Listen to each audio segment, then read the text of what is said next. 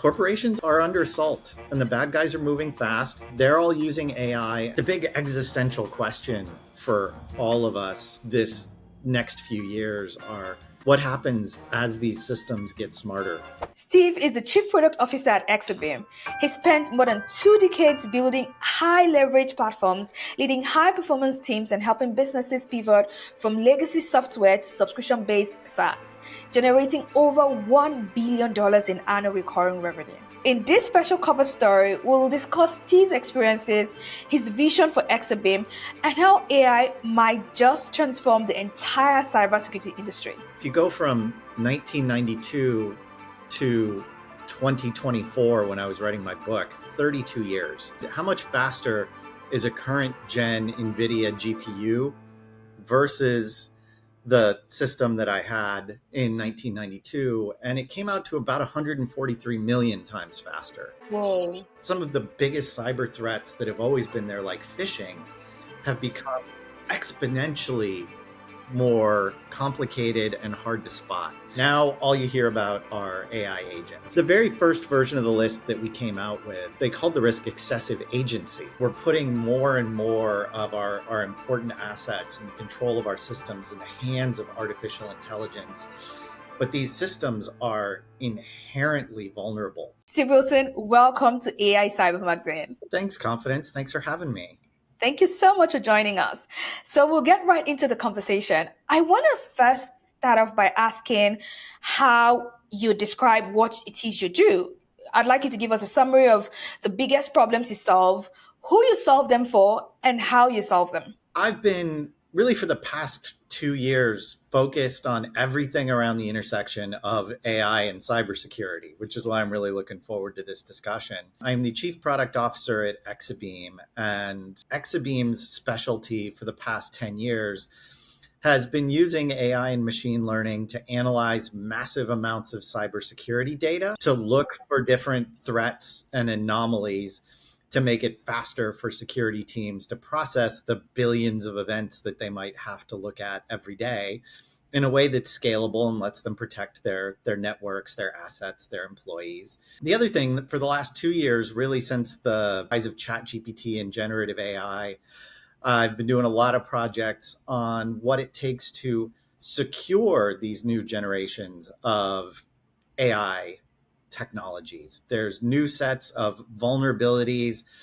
and attack surface areas that we need to understand. And so I've been doing work with the OWASP open source group on what are the unique vulnerabilities there. And then actually late last year, I published this book for O'Reilly, the developer's playbook for large language model security.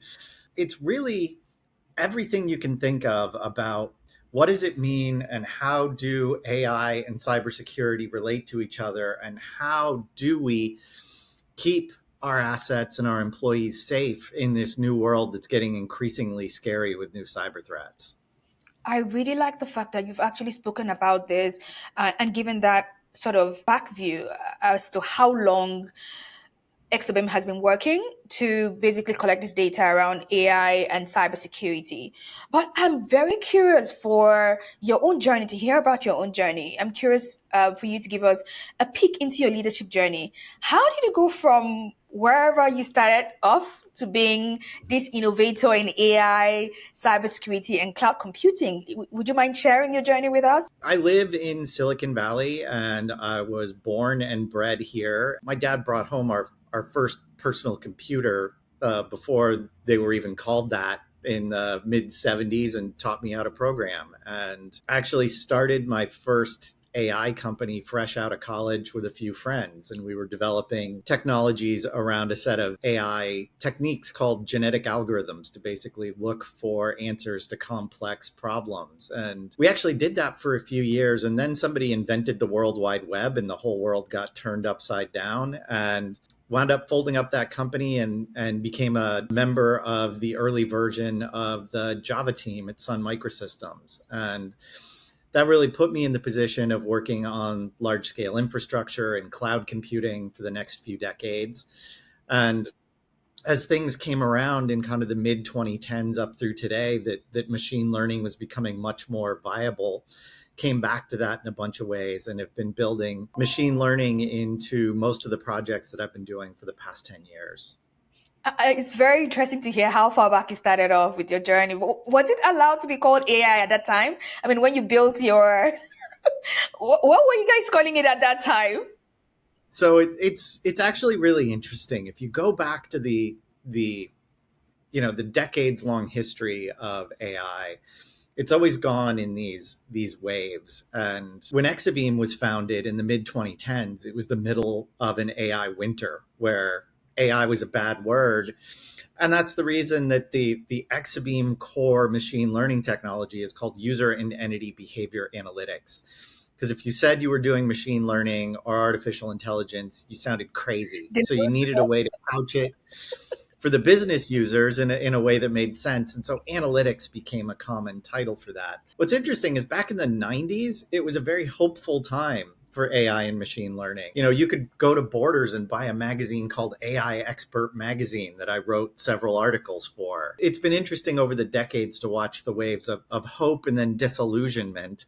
We're still seeing that in just this amazingly accelerated way in this current AI wave where chat GPT is going to take over the world, and then, oh no, there's all sorts of problems with it. And now the difference is these waves don't take years. They seem to take weeks of us bouncing back and forth with what are we going to be able to do with these technologies.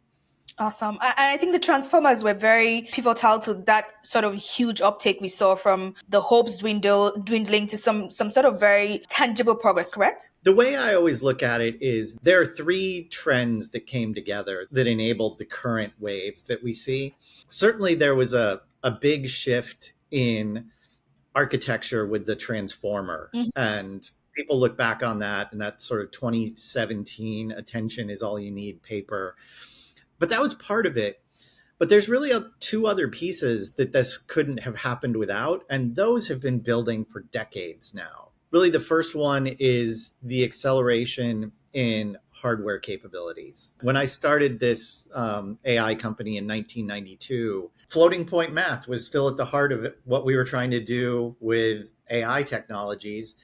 And so I went out and I bought the fastest workstation with the fastest math coprocessor I could get. I spent $5,000 on this thing, and it had a Motorola 68882 math coprocessor in it. One of the things I realized is, if you go from 1992 to 2024, when I was writing my book, it's a nice round number for doing math like this. It's 32 years. And Moore's law says your performance might double every 2 years. If you just do that math, you come out with 65,535 times faster. So that's a lot faster. But you know what? It's not nearly fast enough to do what we're doing today. So I did the math and I said, how much faster is a current gen NVIDIA GPU versus the system that I had in 1992? And it came out to about 143 million times faster, not 64,000 times faster. Whoa. And so we've gone through this massive jump in our ability to parallelize and accelerate this kind of massive matrix multiplication floating point operations just on a single chip basis. The other thing that's happened is the cloud computing revolution. I was stuck on one machine on the first versions of these. So it's like, how much training and evolution can I do on this system? And I would set up experiments that would run for days or weeks and just hope that they turned out okay.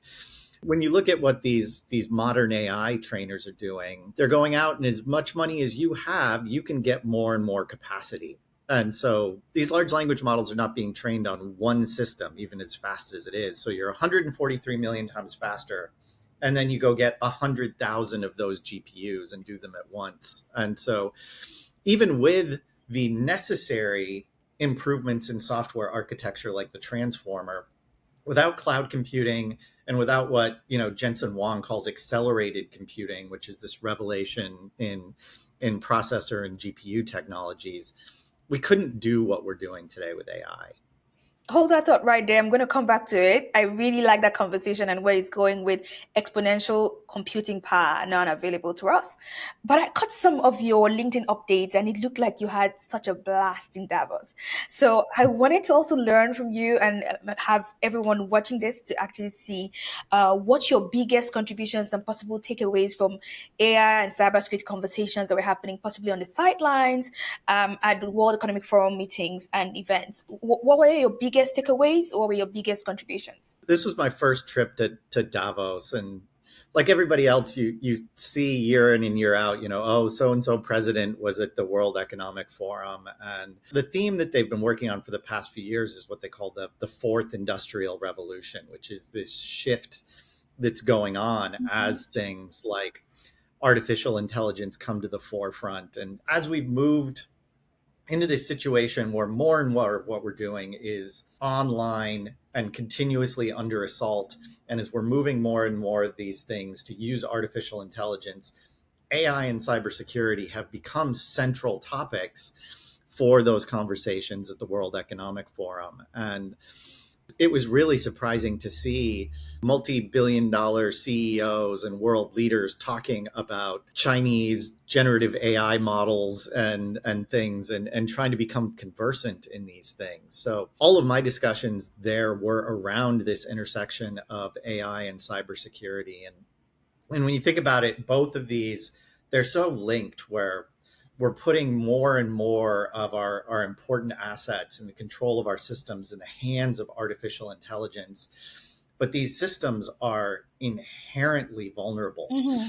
And at the same time, the hackers, the bad guys, the nation state actors, all of a sudden they have unprecedented access to AI technologies where these things in the past, you needed to have a PhD to even set them up and experiment with machine learning. Now you can go download an open source LLM and be up and running in minutes doing really sophisticated things. So we spent a lot of time talking about everything from the hackers accelerating their ability to look for zero-day vulnerabilities. Some of the biggest cyber threats that have always been there, like phishing, have become exponentially more complicated and hard to spot. 2 years ago, when you took your training on phishing, you'd be trained to look for misspellings and poor English. And now every kid in his basement has access to an AI that will write flawless English, flawless French, flawless Korean.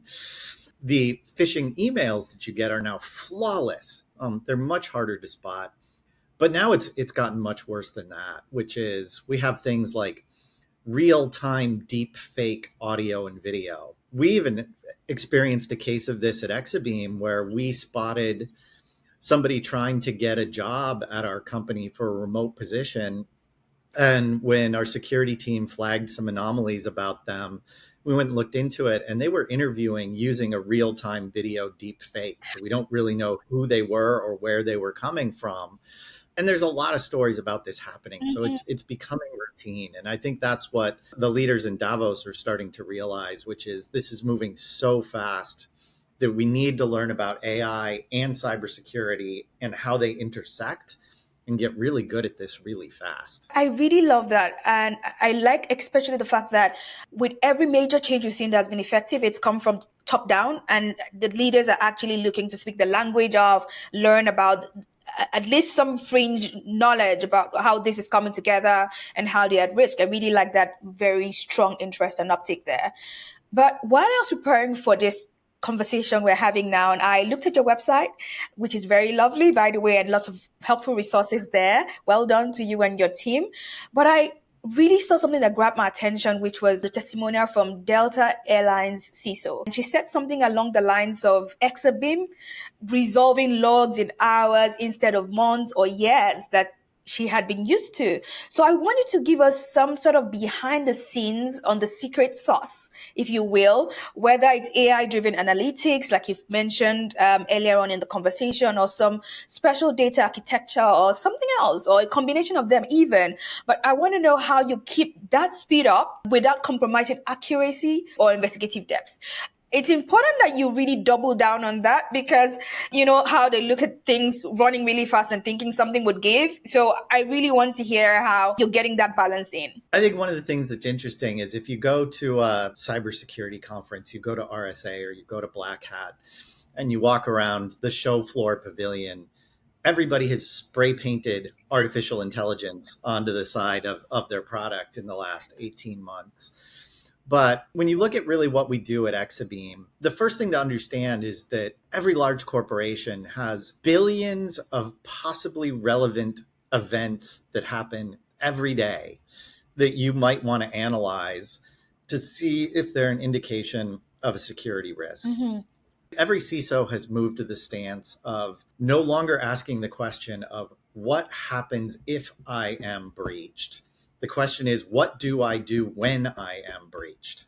What that means is that a modern CISO has to be incredibly vigilant, looking at every possible data source they have. And that means the amount of data that they're collecting has been going up exponentially. And so we no longer talk about gigabytes of data with our customers.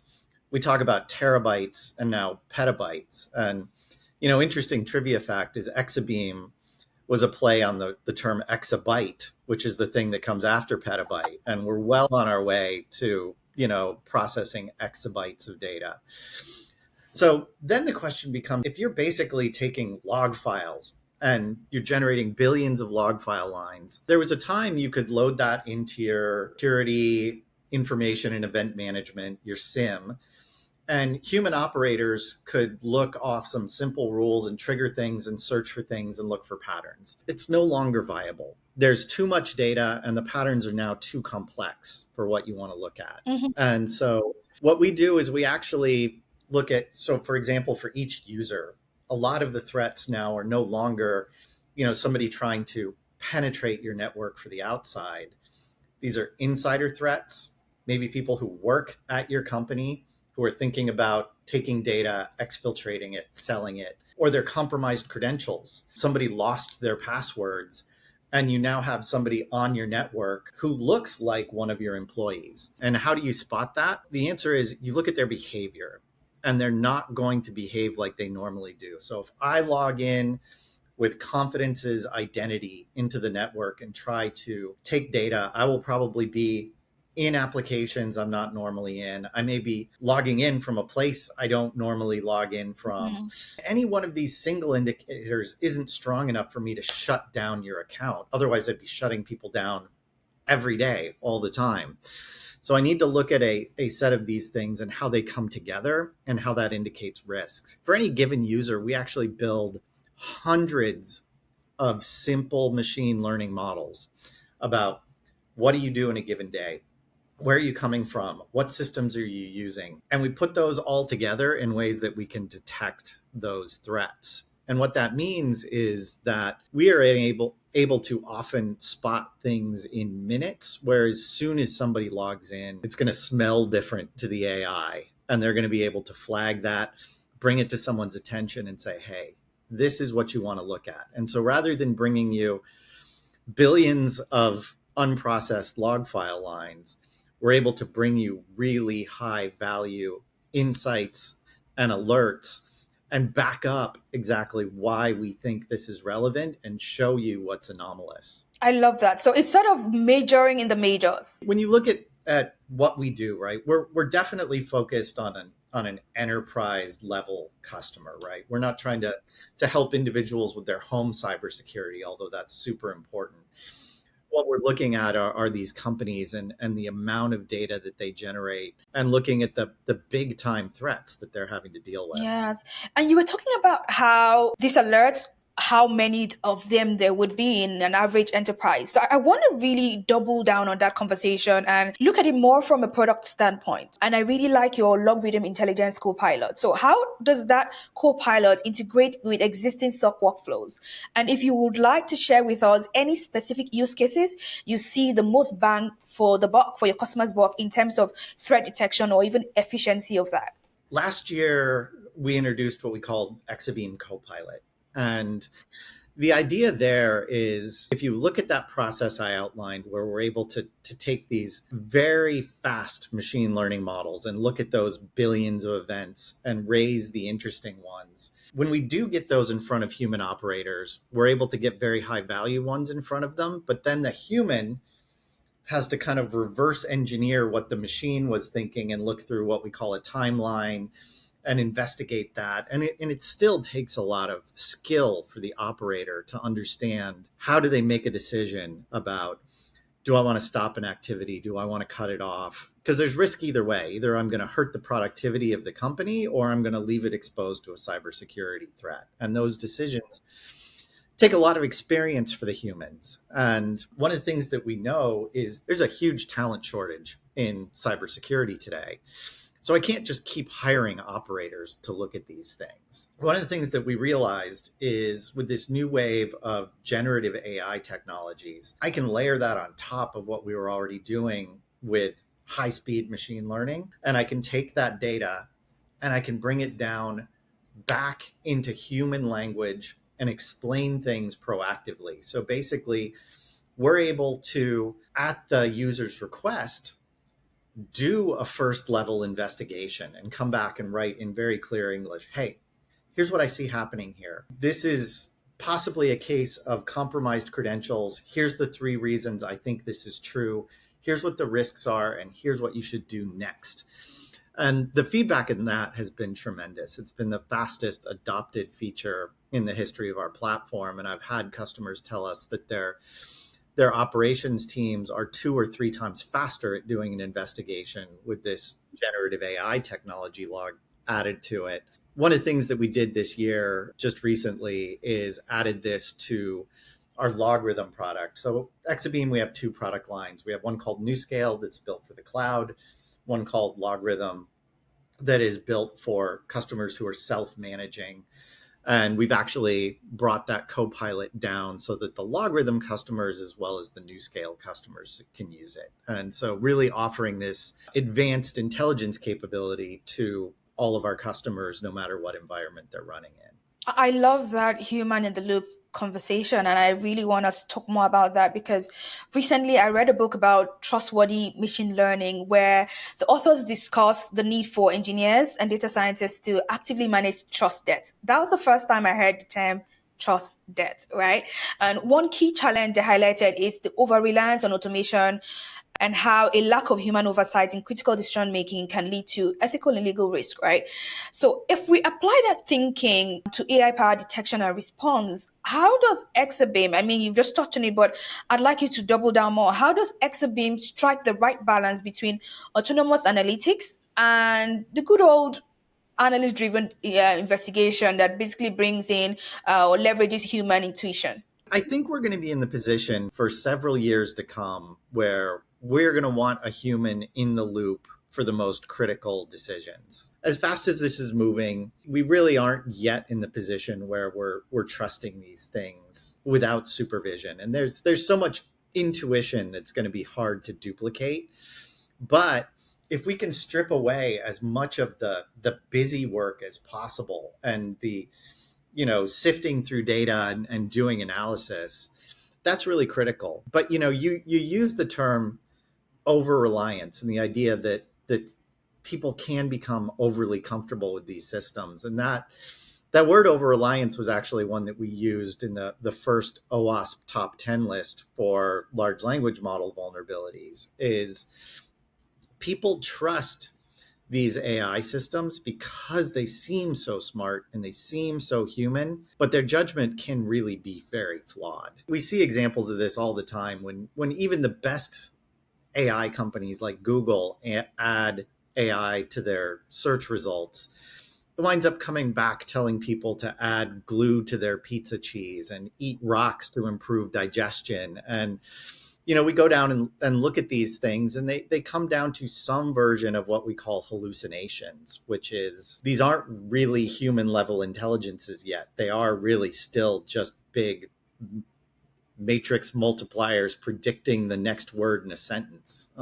That's changing now, but that's really what they are. And so we've been calling what we do right now a co-pilot. Is it's there to help the human investigator do what they do faster, but still be able to provide their own judgment on the situation. Absolutely. And just speaking about the top 10, OWASP top 10 LLMs and generative AI that you led at the OWASP Foundation, which really just involved bringing together over 400 experts. I'd like to know what sparked your interest to dedicate time to this project, and how did you realize the industry really needed a resource as this? Like a lot of people in the IT industry, early 2023 was an interesting time where you start to realize the world is changing. I started looking at the security properties of these and talking to friends about it. And somebody sent me an article, I think it was from the New York Times, that talked about a unique vulnerability in these AI systems. And it was about what we call data poisoning. And I started to realize there was a unique field of study here, and there was very little that was written down about it. There were academic papers, but they weren't stitched together. There was no framework. My friend Jeff Williams actually founded OWASP and wrote the first OWASP top 10 list 20 years ago. And that's become a foundational resource in the industry. And so I had a talk with him about it, and he really encouraged me to go off and start a project. And so I got it approved by the board at OWASP to put together a top 10 list for vulnerabilities for large language models. And I put it on an announcement on my LinkedIn, and I hoped I'd find 15 other people in the world who are interested in this intersection of AI and cybersecurity. And what happened is I had 200 people on a Slack channel volunteering to be part of an expert group within 48 hours. And by the time we published the first version of the list, that had grown to 400. Today, there are 1,500 people on that Slack channel. And every time we put out an update from this group, tens or thousands of hundreds of thousands of people read this information. And so it's been really rewarding to get that out of there. And I think it's become this common denominator in the industry that there's now a language to talk about how you secure this new generation of strange AI creatures that we have with us today, which are large language models. That's awesome. But I'd like you to also walk us through how you were able to manage that huge team to pinpoint and rank the biggest security threats in the top 10 for ALLMs. I want to particularly speak about which criteria were most important in making that list. It's really interesting, and we are getting towards 2 years into this, so it's been evolving over time. I think that the important thing was early on, we brought together this, I say group of experts, but at the time I don't think any of us really felt expert. We were this group of people who had some background in AI and machine learning or cybersecurity, but there were very few people that had this knowledge at the intersection of them. And we were lucky to get some of those. But really what there was a lot of brainstorming, a lot of discussions, and then ultimately a lot of voting. Since we were lucky enough to have hundreds of people, we could get a lot of opinions together and synthesize them that way. And the OWASP top 10 lists have generally been very data driven, but we didn't have databases full of vulnerabilities and breaches because they hadn't happened yet. So we were trying to predict the future. More and more what we've been doing over the past couple of years is working with a lot of different groups that are starting to collect this data now. And when we put out what we call the 2025 version of the list, which actually came out in December last year, we were using a lot more data to inform how we rank the different risks. And there was quite a shift that some of the things moved to the top of the list and some things dropped off the list. There were some things we thought were important that maybe didn't really pan out to be risks that were as big as we thought they might be. And then there were some other things that were down at the bottom of the list that very clearly had turned into real severe issues. So I'm also, just really taken into that conversation now that we're having around ranking and how fast the industry is moving. Do you think we're going to still see the list crawl with revisions every 3 years? Are we looking at every year for this particular category? It's funny. I think when you look at the sort of the main OWASP top 10 list for web applications, it's become very static, and they update it every few years, and that's probably appropriate.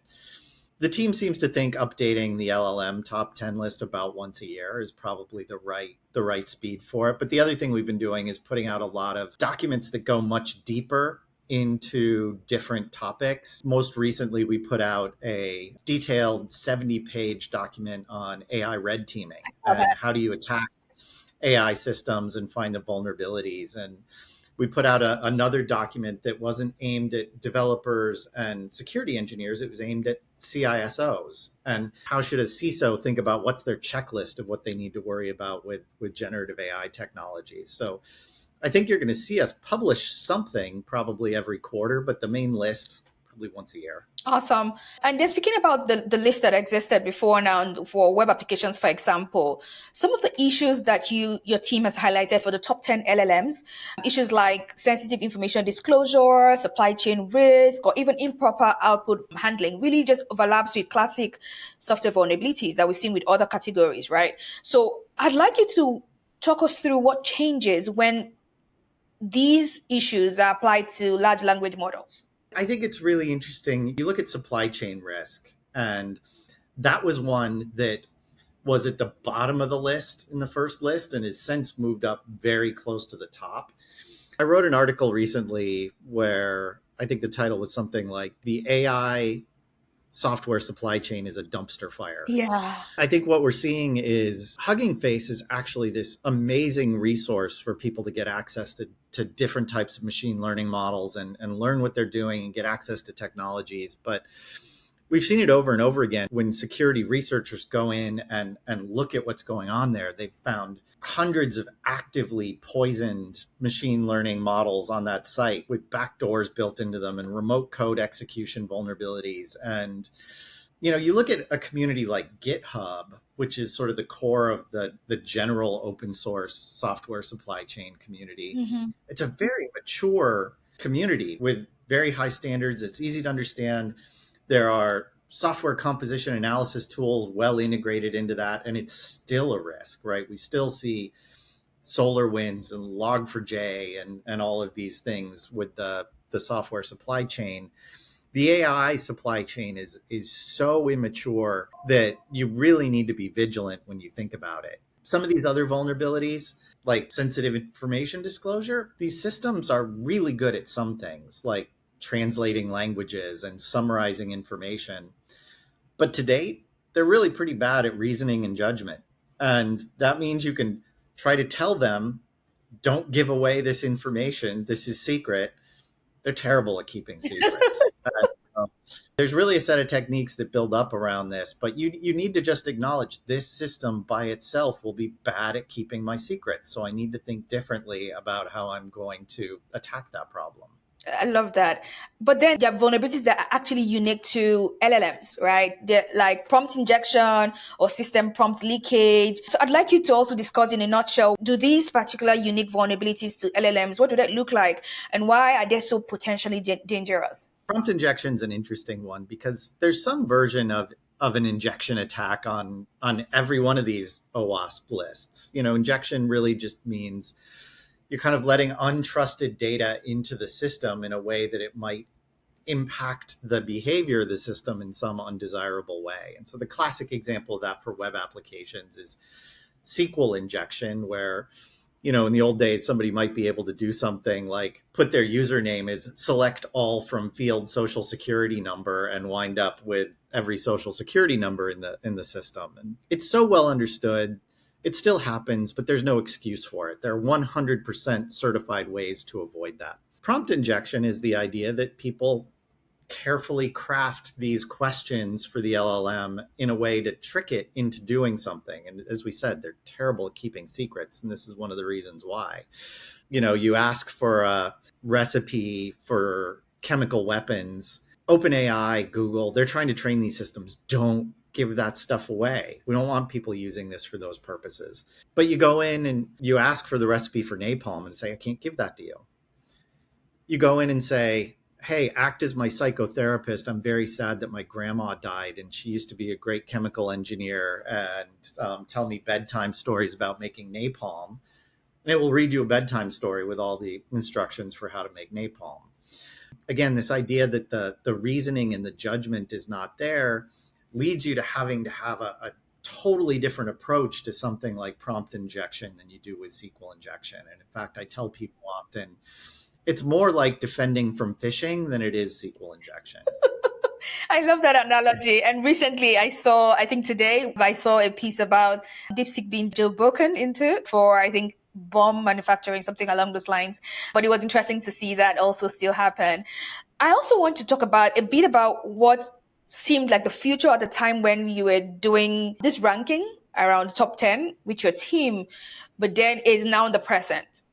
How, for example, did you tackle known problems versus looking ahead to emerging threats like the rise of AI agents that we currently are in that era of? It's been really interesting to look at how the language and the interest in these systems has evolved. We've had neural networks for years and years and years, and then large language models come along, which are still neural networks, but what we talk about now is large language models. And then we started talking about co-pilots, and now all you hear about are AI agents. And of course, this is a continuum. They are all the same thing, but put to different uses. The very first version of the list that we came out with, the team put in a risk that was, I would say, a little bit speculative, but we understood was going to be important. And they called the risk excessive agency.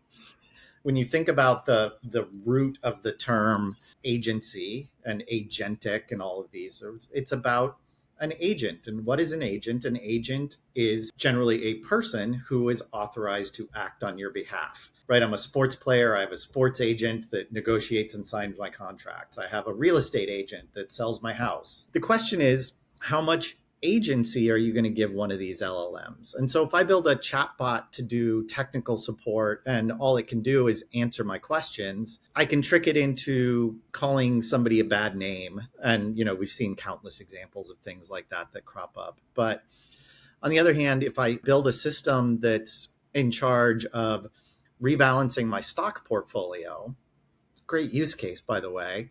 But if I'm giving it the keys to buy and sell my stocks, and now somebody comes in with a prompt injection and says, sell all my stocks and send the proceeds to the Bahamas, that's one of those things. Am I giving too much responsibility for the LLM versus the amount of trust I have in it? We've kept in that excessive agency vulnerability in the list as sort of an umbrella for this. But now there are so many people running headlong into building agents. And I think actually a lot of them are headed for heartbreak around this because they're not really understanding the risks. We have a sub team that's really dedicated itself to producing some substantial documentation on the very specific risks and best practices around building agents. And that's going to become a new subfield on its own, which is how do I lean into the idea that I want to give these things agency? I want them to be able to act on my behalf. But how do I make decisions about what's reasonable and how do I build these systems in a way where I can safely give them some of that agency where they can act on their own? I love the fact that you talked about that because I was just going to ask you if you're going to see an OWASP AI agent top 10 list anytime soon, and if you see the risk being significantly different from LLMs in such a way that they deserve a list of their own. So maybe you want to share your thoughts. Should we look out for something like that anytime soon? Definitely. I think you're going to see a few different documents coming out from OWASP around this area. But, much like the LLM one has a lot of similarities to some of the other top 10 lists that came before it. So we've been working to make sure that the guidance around agents is a clean extension of the guidance that we've provided around LLMs so far. Yeah, just following up on that conversation as well, where you were saying something on phishing being more of a description for how prompt injection prevention would look like. I know that prompt injection was first disclosed by a preamble a couple of years back, and now it tops the LLM vulnerabilities list, right? So I want you to also share what makes it so dangerous, especially the hidden variants that you've touched on lightly earlier on, right? Why are they nearly impossible to detect, just like phishing, and why is it so difficult to fix it? Are there any real long-term solutions on the horizon? I think there's a couple things. First, go to that assumption that your LLM is not really good at reasoning and has very poor judgment. It's kind of like a kid. You have a precocious 5-year-old who's super smart and they're smart, but are you going to trust them with your bank account Maybe not. It's the same thing with your employees when you're doing phishing. They're high valued employees. They might even be your executives, but they still fall victim to these things when they're not being vigilant and not being coached because these things are tricky. And there are so many human like qualities in these systems that when you look at the prompt injection attacks, they so often resemble psychological manipulation more than traditional cybersecurity hacking. And Mhm. so I tell people you really need to treat your LLM as somewhere in between a confused deputy and an enemy sleeper agent at all times. And really what that means is they're good at certain types of work, but you don't ever want to just trust them blindly. And I think the approach is looking at this as a zero trust environment where the thing that you don't trust is the AI system in your own software. And you want to police everything coming in and everything going out. And when you're doing threat modeling around this, your trust boundaries just need to surround everything involving that AI. Yeah. I mean, you spoke earlier on about your Forbes article, that was describing how AI software supply chain is a dumpster fire. How, in your opinion, is the AI supply chain different from traditional software supply chain? And what are the unique risks that companies need to start tackling ASAP? So it's really interesting. Obviously, so much of the conversation around supply chain in general in software has pivoted around open source lately because, you see statistics 70-80% of the code in any modern application is open source code right now, right? You're pulling in components from people that you don't know. But one of the nice things about open source, if it really complies to the definition of open source, is I have all the source code. I can point my commercial tools at it to analyze it. I can understand where it came from, and I can understand the community that's built it, and is that a mature community that I trust? There's still risk, but it's so much better understood and managed. One of the biggest debates in AI right now is the literal definition of open source in AI.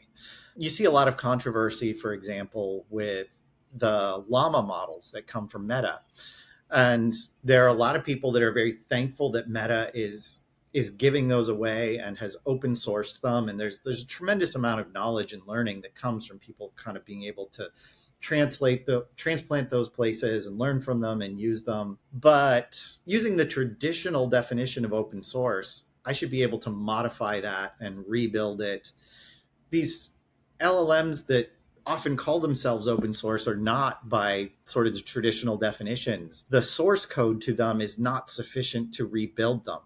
What I need is all of the training data and the scripts and how did you train it. And so now I have these new artifacts that I never had before, which is what is the training data that was supplied to this? What are the model weights? What are the actual weights between all the connections? And even if I have those, how do I analyze those to understand if there's risk in them?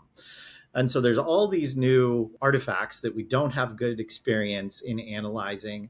I may or may not have access to the pieces that I need to rebuild it and validate it. It's really easy to imagine vulnerabilities slipping into these things. And when I say you need to think about your LLM as an enemy sleeper agent, it's a very literal thing, right? If you think about the Marvel movies, Captain America's best friend, the Winter Soldier, gets captured by the enemy and gets his brain reprogrammed. And he still seems like he's your friend until someone whispers the magic phrase in his ear and he turns into a enemy sleeper agent. And when the researchers go into Hugging Face and look at this and find these models with these backdoors, you could test these models for weeks and say, yep, they do exactly what I want. I feel good about it. And somebody whispers that secret to it, and now it's doing something you didn't anticipate. So that's why this is so insidious. Yeah. And you've mentioned Hugging Face quite a couple of times. I really want you to speak about how less mature, secure wise ecosystems like Hugging Face or that are open source compared to more established open source ecosystems, I want us to discuss more around that. What specific steps can they take to level up their security game, and how should organizations adapt if they're relying on open source ecosystems like those that are not very mature? How would they adapt to rely on them in a more secure way, if I was to put it that way? Look, let me first start by saying the Hugging Face team is amazing, and they're providing an amazing resource the AI community is really dependent on. Mm-hmm. But what they have is a very hard problem. They have a problem that's fundamentally more complicated than open source communities around the previous generation of software. A lot of the problems that I want them to solve don't have known answers. It's not like they're just ignoring this, but it's hard. When we do see these risks, we've seen indications the last year. Hugging Face has been striking up partnerships with some of the early gen startups that are trying to look at models for risks from the outside and analyze them. From the Hugging Face perspective, I would really encourage them to make sure that sort of the cybersecurity of their own site and the processes around how do people make good choices for picking open source pieces, that needs to be at the top of their list for their long-term success and for the long-term health of the community. For people thinking about using this stuff, you just need to be really vigilant around what are you selecting, how are you evaluating it. I would say stick to things that are well understood, but also there's a lot of developing right now. Traditionally we have software bill of materials. That's become a big part of the general stance.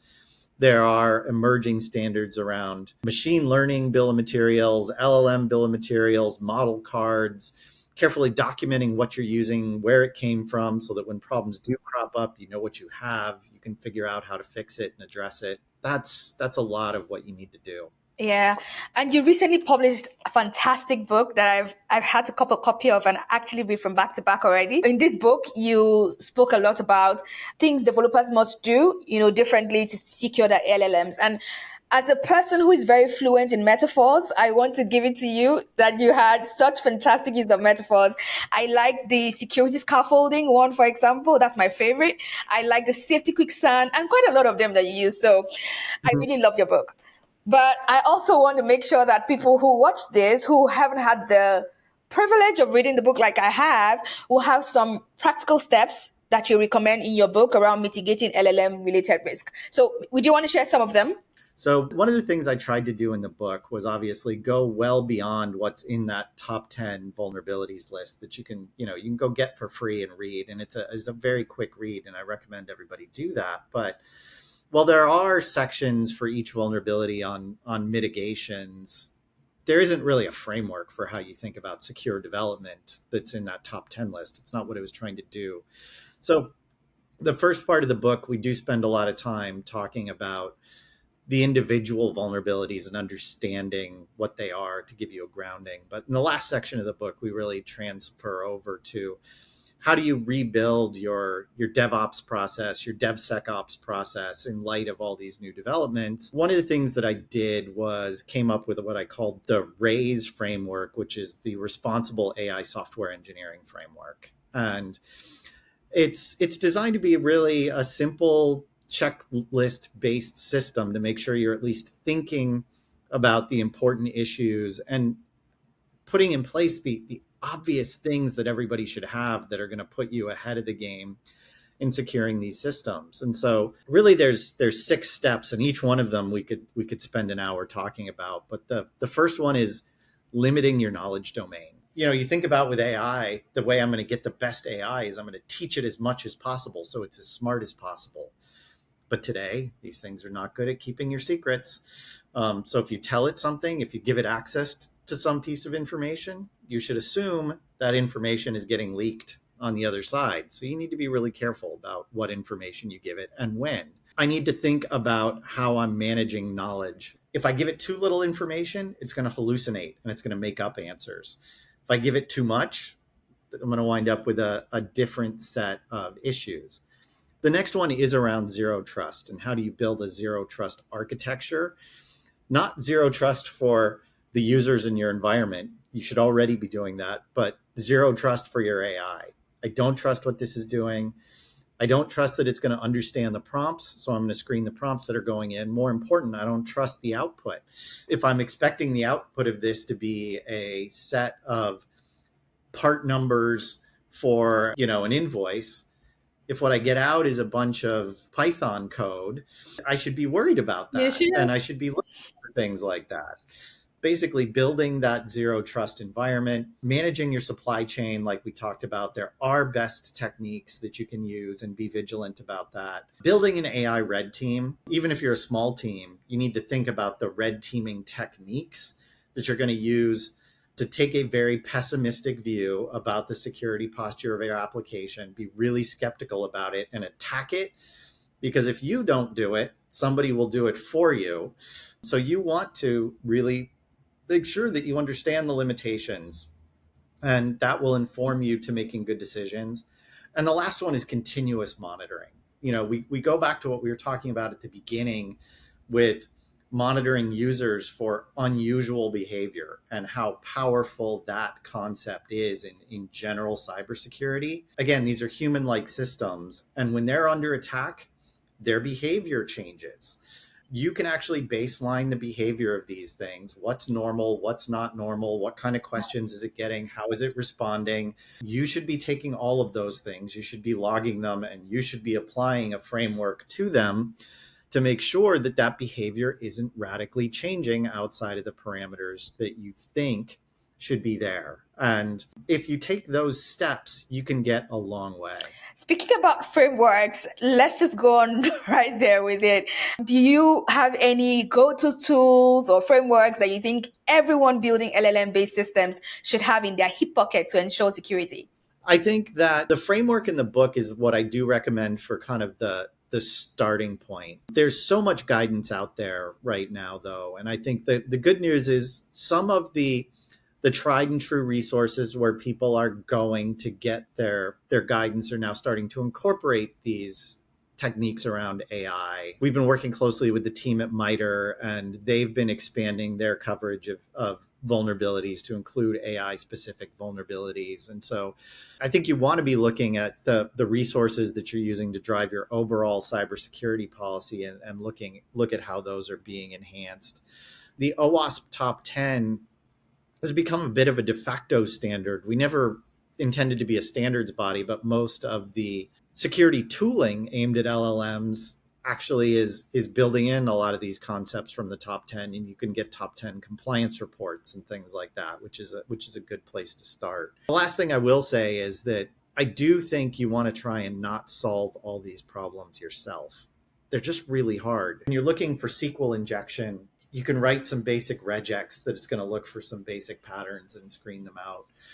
When you're looking for prompt injection, you're trying to put something in front of a large language model that speaks 40 human languages, also speaks emoji, could take prompt injections out of a video, audio, a still image.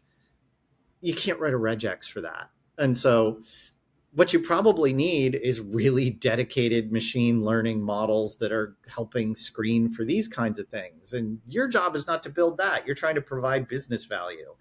So there are great open source versions of these things. There are great commercial versions of these things. The OWASP group did put out recently a solutions guide that sort of talks about all the different areas where you might have AI security tooling, and talks about what those are and what are some options for places to go get those. Yeah.